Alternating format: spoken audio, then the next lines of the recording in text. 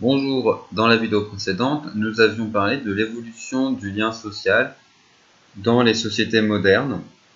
Nous avions vu notamment l'essor de l'individualisme et plus particulièrement, nous nous étions intéressés à la théorie de Durkheim sur l'évolution de la solidarité sociale, de la cohésion sociale. Donc, nous avions vu sa théorie selon laquelle l'augmentation de la division du travail social augmente les différences et conduit à un affaiblissement de la solidarité mécanique fondée sur des valeurs communes partagées par les individus et l'instauration, l'émergence d'une nouvelle forme de solidarité qu'il appelle la solidarité organique, fondée, elle, sur l'interdépendance et la complémentarité des individus.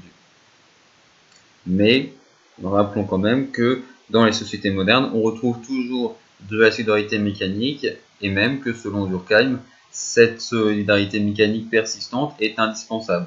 Elle est un rôle plus secondaire que la solidarité organique qui s'est développée, mais elle reste indispensable pour le fonctionnement de la société.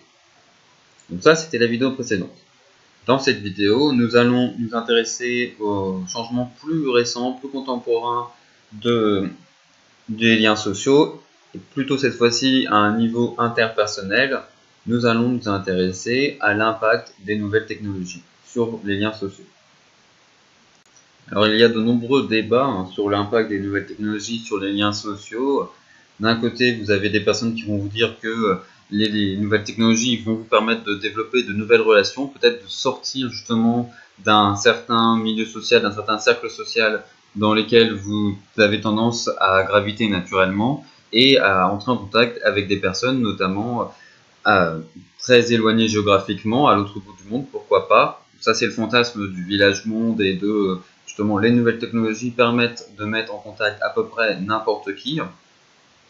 Et de l'autre côté, vous avez cette idée plutôt d'un affaiblissement des relations, l'idée selon laquelle les relations numériques seraient plus fragiles que des relations dites réelles, et il faut quand même mettre des guillemets sur ce réel, que avec cette distinction par exemple entre les amis Facebook et les vrais amis, à nouveau avec des guillemets, et l'image de la personne qui resterait en fait sur son ordinateur et qui n'entrerait en contact réel à nouveau avec personne et qui serait solitaire juste voilà sur son ordinateur.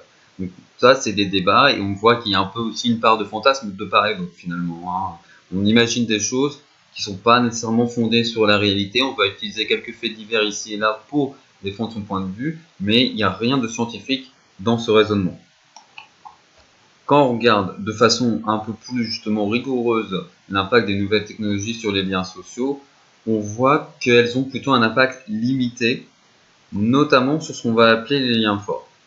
Alors en gros, les liens forts, c'est les liens sociaux avec des personnes dont on est proche, des liens sociaux qu'on entretient régulièrement, et donc ça s'oppose à des liens faibles, avec des personnes qu'on connaît vaguement, des connaissances en gros. Donc les liens forts, vous avez typiquement les membres de votre famille, surtout famille proche, et des amis proches, et les liens faibles, donc voilà, c'est plutôt connaissances, amis d'amis, des collègues dont vous n'êtes pas très proches, ça peut être des cousins aussi éloignés, etc. Enfin, vous voyez bien cette distinction entre liens forts, ce sont des liens sociaux avec des personnes dont vous êtes proches, qui donc sont particulièrement forts, qui vont assez facilement résister, alors à l'opposé des liens faibles qui sont des liens avec des personnes que vous voyez vraiment de temps en temps, vous dites bonjour, etc. Mais c'est assez faible et ça peut facilement finalement se briser.